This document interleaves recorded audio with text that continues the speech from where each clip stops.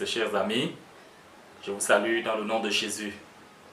Je voudrais vous inviter à méditer avec moi dans le livre de Genèse, le chapitre 21, versets 8 à 21.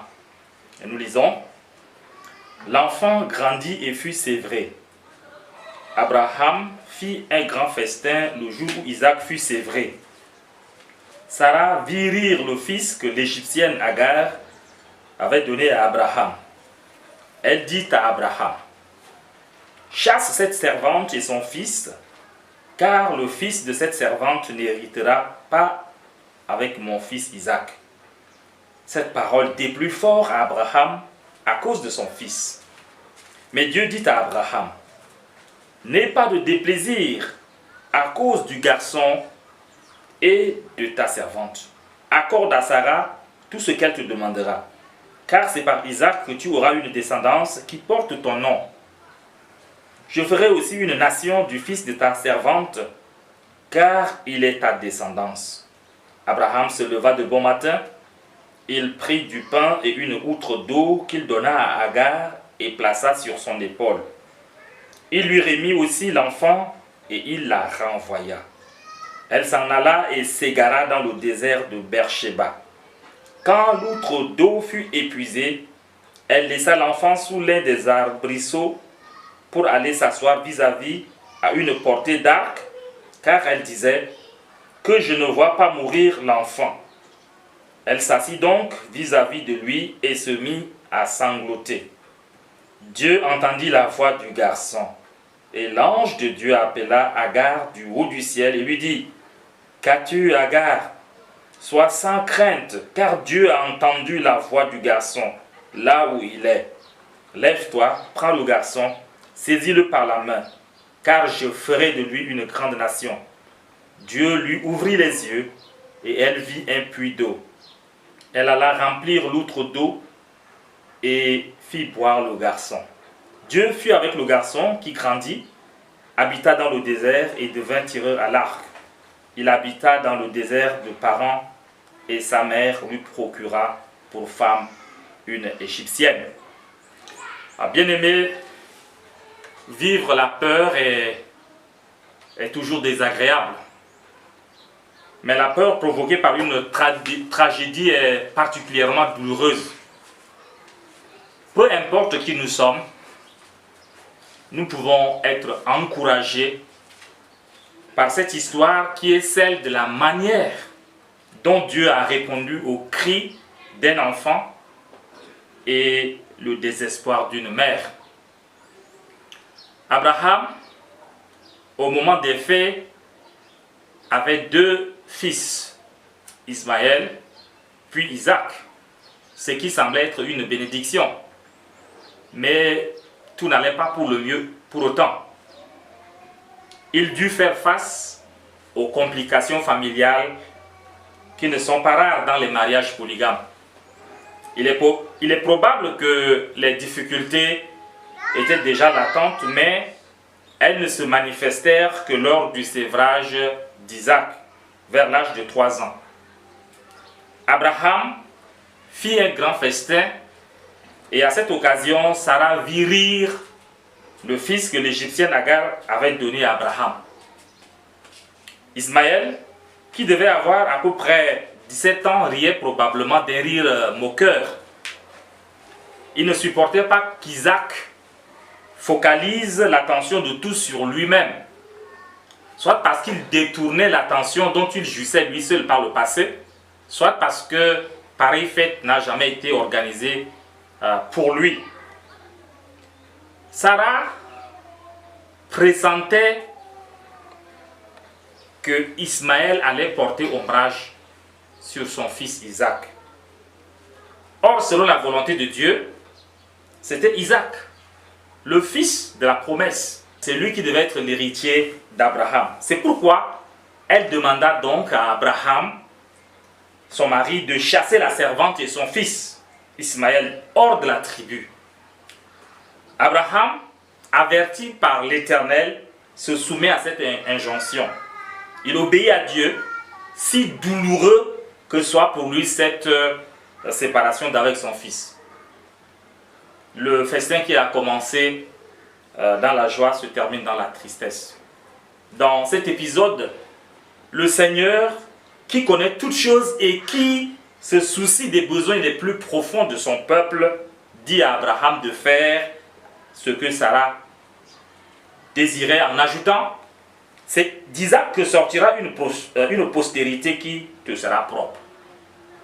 C'est d'Isaac que sortira une postérité qui te sera propre. Et quand Dieu parle de cette manière, ne pensons pas que Dieu n'aimait pas Ismaël et sa mère, ou que Dieu appréciait l'attitude de Sarah.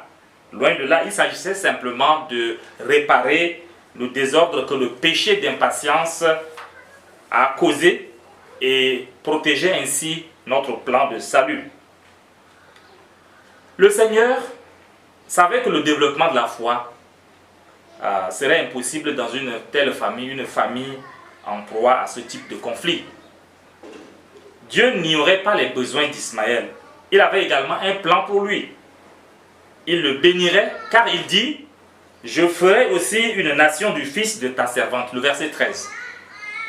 Et c'est cette promesse-là qui va donner en quelque sorte du courage à Abraham de faire ce qu'il avait fait.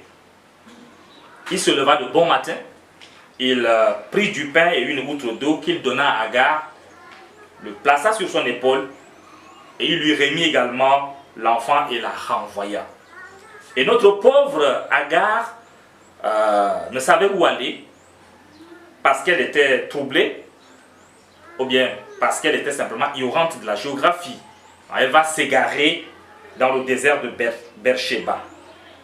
Quand elle eut épuisé la réserve d'eau qu'Abraham lui avait donnée, elle se dit que son fils allait mourir. Et elle se mit à sangloter. Au verset 15 et le verset 16. Mais bien aimé, il y a quelqu'un qui veillait constamment sur elle.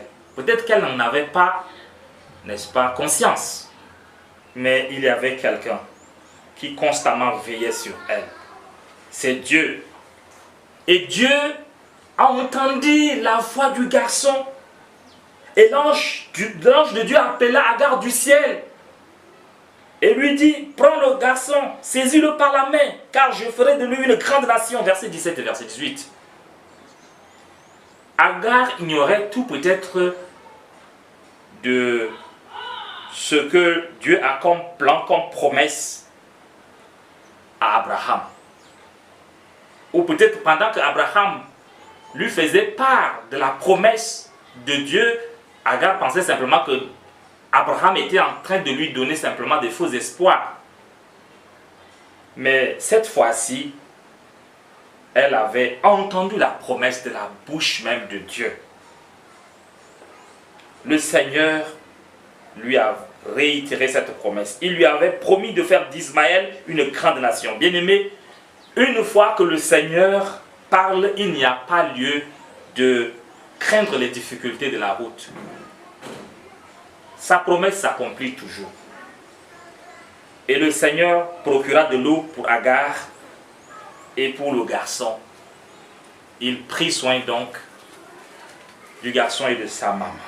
Bien-aimé, ce passage que nous venons de lire met en avant la prompte obéissance d'Abraham malgré le chagrin qu'il doit supporter.